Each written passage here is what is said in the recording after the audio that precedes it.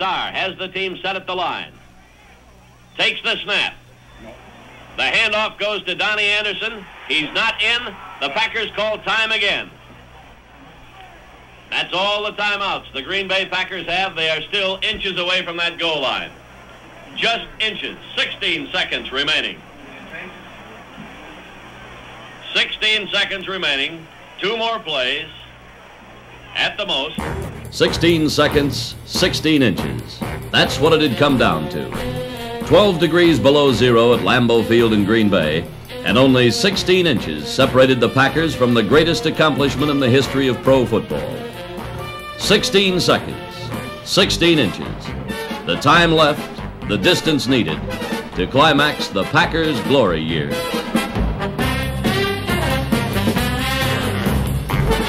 Here are the Packers. 3rd down, inches to go to Paydirt. 17-14. Cowboys out in front. Packers trying for the go-ahead score. Starr begins the count. Takes the snap. He's got the quarterback sneak, and he's in for the touchdown, and the Packers are out in front. 20-17. There's 13 seconds showing on the clock, and the Green Bay Packers are going to be world champions, NFL champions for the 3rd straight year.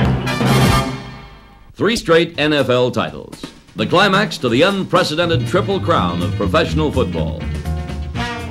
There wasn't room enough to run, so Bart Starr changed the Vince Lombardi script, and he dove to daylight to put the exciting, climactic chapter in the story of the Green Bay glory years.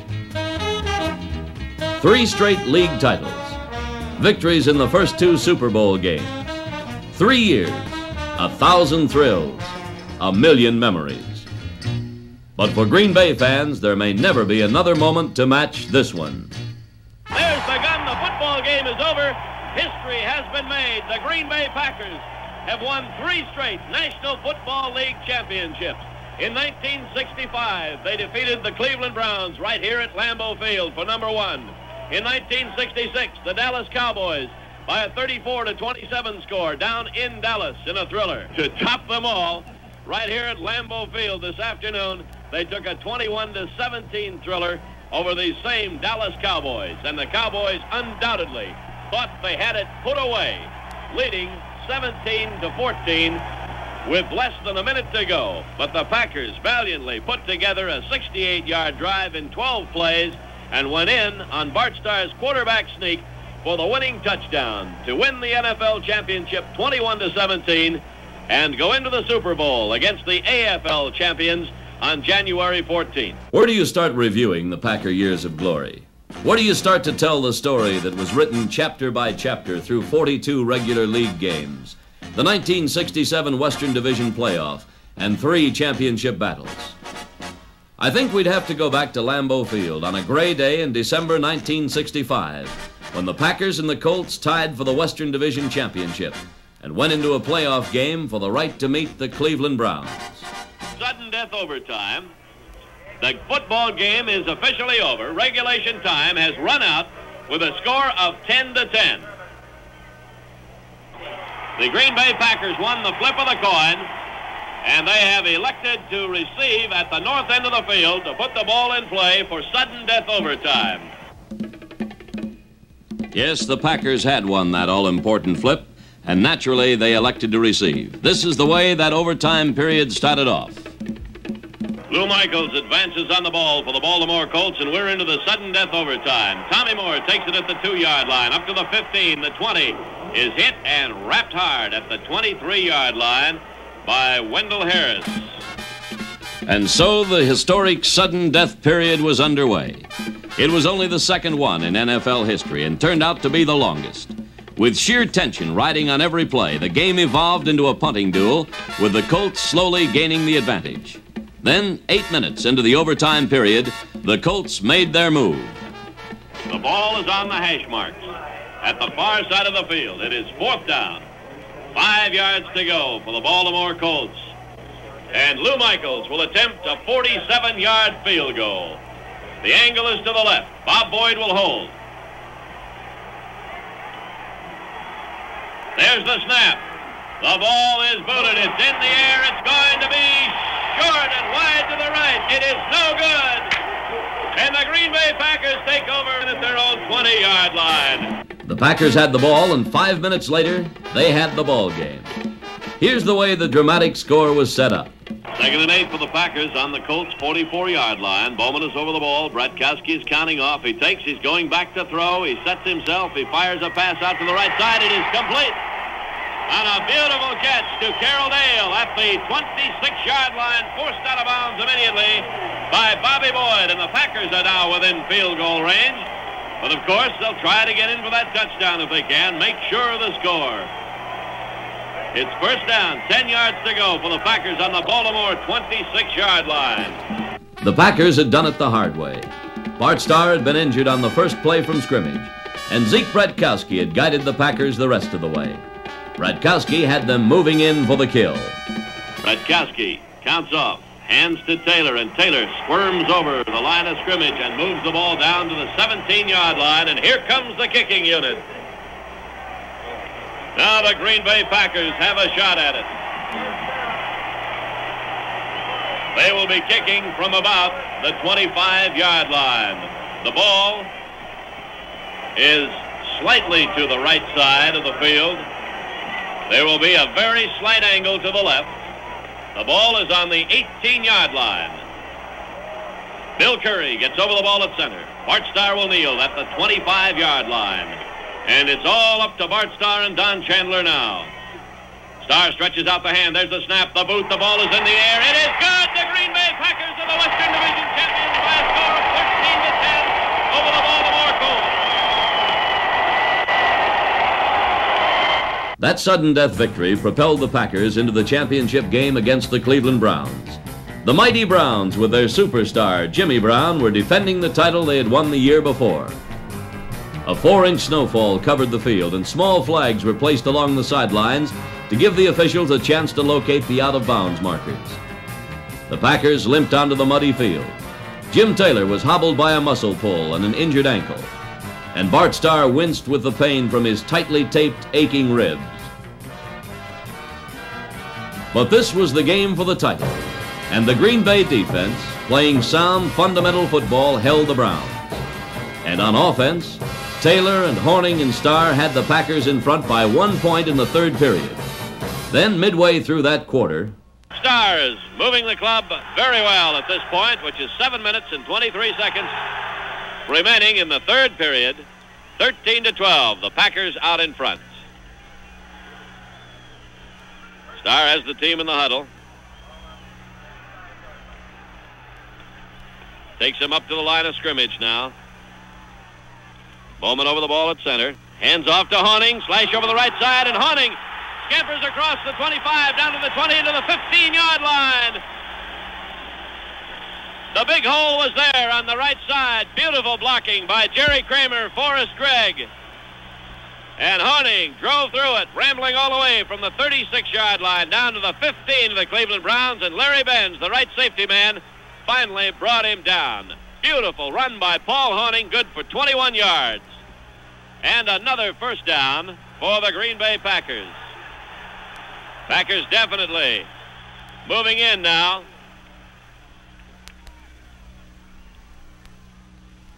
Starr counting off. Takes, hands to Taylor, up the middle, across the 15 to the 13-yard line.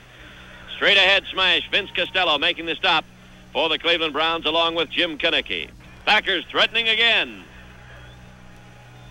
6 minutes, 2 seconds remaining in the third quarter. Paul Horning is having another one of his great clutch performances. Now gained a total of 76 yards in 12 attempts. Starr takes the ball, hands off to Horning. Sweep to the left side. He's got the block. He's inside the 10. He's at the 5. Cuts into the end zone for the touchdown.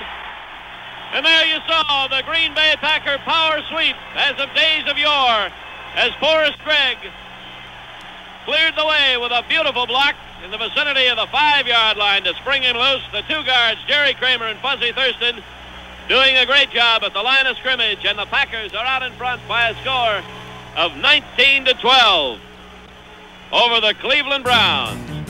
From that point on, the Packers had it. Horning and Taylor, playing together for the last time in a championship game, had combined to make it a memorable event. Just past the midway point in the final quarter, The Packers put the game out of reach on a field goal by Don Chandler, and Green Bay fans were gearing up for a celebration. We're ready for the final 11 seconds. Packers come out of the huddle. Bowman gets over the ball. Bratkowski directing the attack. It's third down and a yard to go. The handoff goes to Tommy Moore, and he cracks across the 35-yard line. 4 seconds remaining. I believe the Packers made a first down on the last play. The game is over. The Green Bay Packers are the National Football League champions for 1965, and the team of destiny has come through for Coach Vince Lombardi. This probably his greatest job of coaching since he took over the helm of the Packers in 1959. And for Vince, this is his third World Championship, the 9th for the Green Bay Packers in their long and colorful history.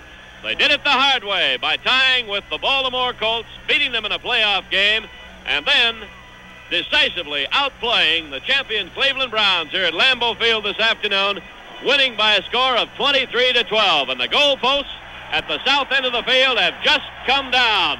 And now at the north end of the field, they're coming down, and souvenirs aplenty will be grabbed off by Packer fans tonight. Those Packer fans, nearly 51,000 of them, left that title game talking about Paul Hornung and Jim Taylor. The fabled thunder and lightning of the Green Bay backfield had struck for a total of 201 yards, and the Packer defense had held the feared Jim Brown to just 50 yards. Truly, it was a night to stand up and cheer for the Packers. So the Packers moved into 1966 and roared through the season with a 12-2 record that took them to the Cotton Bowl to face the challenge of the Dallas Cowboys in the title game on New Year's Day, 1967. Packers out of the huddle, up the line of scrimmage. Starr counting off. Takes, fakes a handoff, goes back to throw. Pumps once, fires up the middle, the pass is complete to Boyd Dollar for the touchdown for the Green Bay Packers. And Dollar was belted hard in the end zone after the touchdown had been scored by Mike Gector. And a little fracas almost started, but the touchdown is good. And the Packers are out in front 27-20 over the Cowboys. And Don Chandler will attempt the extra point.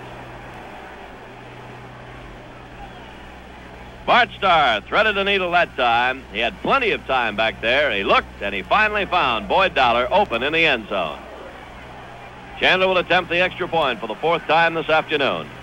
Starr holding. There's the snap. The kick is up. It's good. And the Green Bay Packers lead 28-20 over the Dallas Cowboys. And that 8-point lead looms very big now as this game wears on. 8 points up, 10 minutes left. And still the Green Bay machine rolled on. Bart Starr clicked off a series of vital third down plays, climaxed by this one.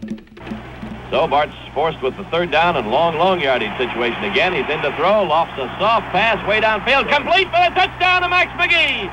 And that's about as good a third down play as you can come up with. Starr to McGee, 29 yards for the touchdown, and the Packers go out in front 34-20 over the Cowboys. Don Chandler will try to kick the extra point to make it 35. The Cowboys blocked Chandler's kick. Still, the Packers led by 14 with only 5 minutes left. And it was 3rd and 20 on the Dallas 32 when Meredith goes back to throw the bomb. The long one, and it is complete to Frank Clark. And Clark takes it into the end zone for the touchdown. A 69-yard pass play as Frank Clark, who had come in replacing Pettis Norman at tight end, got loose. And Don Meredith hit him with the bomb. Meredith to Clark, 69 yards for the touchdown, and it's 34-26. Dallas added the extra point. And as 70,000 Texas throats screamed, the Cowboys soon had the ball again.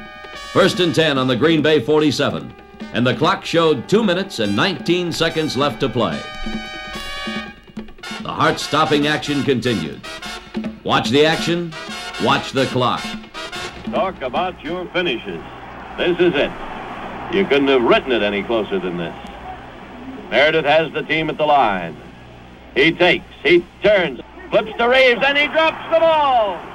The little swing pass to Dan Reeves, right in his hands. He dropped it behind the line of scrimmage. It is 3rd down and 6 yards to go. And the Cowboys, who have come back time after time after time, have now moved it down very close to the Packer goal line, and all of a sudden they have their problems. Pete Gent comes back in the lineup. And Gent and Dial went in, replacing replacing Clark, and I didn't see who else went off. Hayes is still in there at the split end. They line up in the I formation. Third down, goal to go. They're out of the I now with Reeves to the left. Meredith goes back, sets up, fires the pass. Was it complete? It was complete to Pettis Norman on the ground at the 2-yard line. He tried to get up and make it into the end zone. He did not. And it is fourth down and goal to go from the 2-yard line for the Dallas Cowboys. And the clock is running with 52 seconds remaining. And Pettis Norman made a great catch there, flat on the ground, on his stomach. All right. If the Cowboys go in here and kick the extra point, we're going into overtime. They've got one play to travel 2 yards. Meredith takes the ball, rolls out to the right. He's going to be nailed. He got intercepted. A pass away, and it's intercepted in the end zone by Tom Brown. Dave Robinson nailed Don Meredith as he attempted to throw that pass. It was intercepted in the end zone by Tom Brown, and the Packers have just taken the championship. There's 28 seconds to play, but they own the football out on their own 20-yard line. And the Packer defense swarmed in on Don Meredith on that play. He rolled out to the right, and Dave Robinson went in and was hanging all over him as he threw a desperation pass that was intercepted in the end zone by Tom Brown. And the 34-27 lead still holds. A great goal line stand by the Packer defense. It was goal to go for the Cowboys on the Packer 2-yard line. They could not punch it across. The Packers had done it. 2 in a row. Then came the day they called Super Sunday. The first playoff with the champions of the American Football League, the Kansas City Chiefs. There was a great deal at stake in the game, which drew 63,000 fans to the Coliseum in Los Angeles. The payoff to players on the winning team would be $15,000 per man. And there was more at stake. Something called the pride of the Packers. With a 14-10 lead at the half, the Packers tallied 21 points in the second half, while the rock-ribbed defense held Kansas City scoreless. At the end, the Super Bowl scoreboard registered a 35-10 win for the Packers.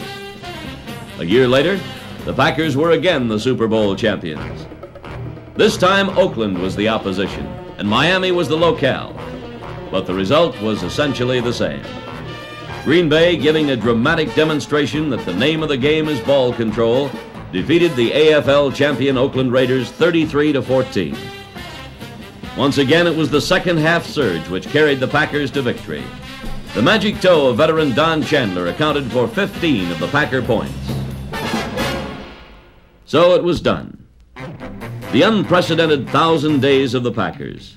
3 straight titles. And if you had to pick one moment to remember of those 3 Packer glory years... Here are the Packers. Third down, inches to go to Bader. 17-14. Cowboys out in front. Packers trying for the go-ahead score. Starr begins the count. Takes the snap. He's got the quarterback sneak, and he's in for the touchdown, and the Packers are out in front. 20-17. There's 13 seconds showing on the clock, and the Green Bay Packers are going to be world champions, NFL champions for the 3rd straight year. People pouring out of the stands. We're going to have a problem kicking this extra point. They're coming out from all sides, out onto the field. The Packers know they've got it won. So does everybody else. But we've got to move this extra point, and there will be a kickoff. Time for that much more at least. How about that? We've never seen a finish like this one. Many and many a thriller in the 8 years of broadcast that we've done for the Green Bay Packers. But we've never taken it down to the wire like this for an NFL championship. The only thing that I can possibly remember that would compare to it was the tension riding on the sudden death overtime that we played against the Baltimore Colts back in '65. Don Chandler will attempt the extra point. There's the snap. The kick is up. It is good, and the Green Bay Packers are out in front of the Dallas Cowboys 21-17, 13 seconds showing on the clock, and the Green Bay Packers will be 3rd time National Football League champions on a 12 below zero day here at Lambeau Field in Green Bay. Yes, this is a story to remember. A story written in dozens of different settings. In the numbing cold of Green Bay, under a blazing sun in Dallas, in the cold Maryland mist of Baltimore, in Cleveland, in Los Angeles, and most of all in the hours of preparation, viewing films, and on the practice field. 3 years, the Packers' glory years. 3 teams fashioned by Vince Lombardi. They fought the 100-yard war, and they won. Call them kings of professional football. Call them teams of destiny. But above all, call them the Green Bay Packers.